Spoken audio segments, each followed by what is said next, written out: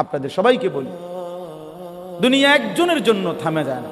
এই সামনের CNG accident, 3 জন লোক মরে গেছে মনে করেন, তবুও পিছনের সিএনজি থেমে যায় না, ছাড়ি দিয়ে জায়গা কারো হাতে সময় নেই।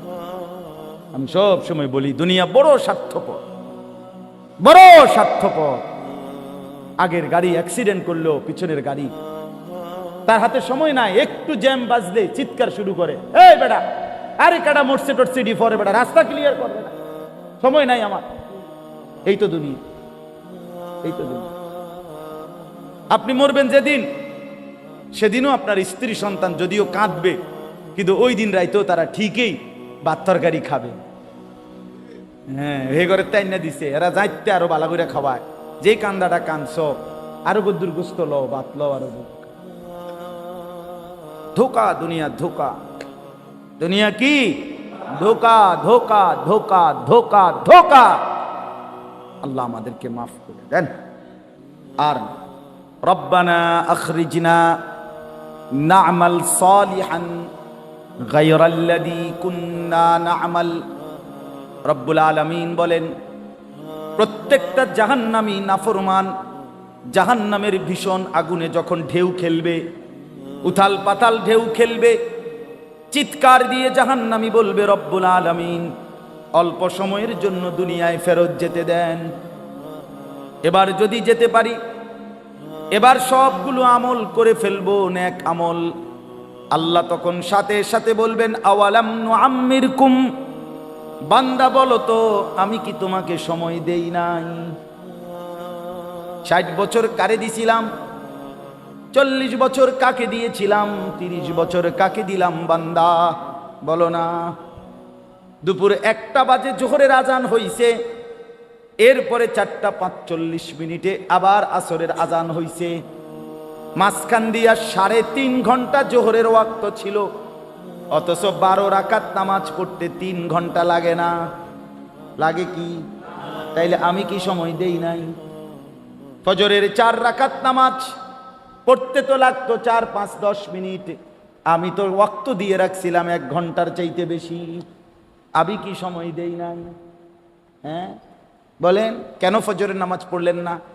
এই মুসলমান, কেন ফজরের নামাজ পড়লেন না?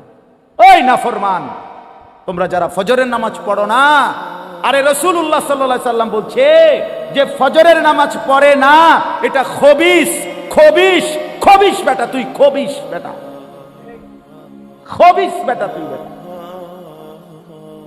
খবিস বেটা, তুই। নবী বলছে খবিস, এটা রাসূলুল্লাহ বলছে এটা খবিস যে ফজরের নামাজ পড়ে। নবীজির জামানায় মুনাফিক হিসাবে নবী যাকে সন্দেহ করতেন তাকে ফজরের নামাজে তালাশ করতেন। কসম খোদার, ফজরের নামাজের অনুপস্থিতি দেখে নবী বুঝতেন এটা মুনাফিক। সাহাবীরা বলতেন আমরা রাসূলের জামানায় মুনাফিক চিনতাম ফজরের অনুপস্থিতি দেখে। কোন নামাজ? কোন নামাজ? ফজর। ফজর ওটা পাউডার মারে, হ্যাঁ ওটা পাউডার দেয়, ফেয়ার এন্ড লাভলি দেয়, বডি স্প্রে মারে, হ্যাঁ নিচে মুতের গন্ধ, প্যান্টে মুতটা পানি লয় না, উপরে পাউডারের গন্ধ, স্বাদে গন্ধে অতুলনীয়, বাহ অসাধারণ পারফিউম, দুইটা মিললে একটা অসাধারণ ফ্লেভার।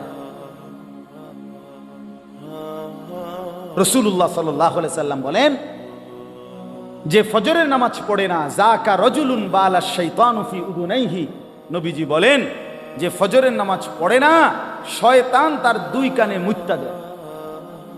কসম খোদার, এটা হাদিস, আমি এক শব্দ বানাইয়া বলি না। আপনি আমার লগে রাগ হইবারও সুযোগ নাই।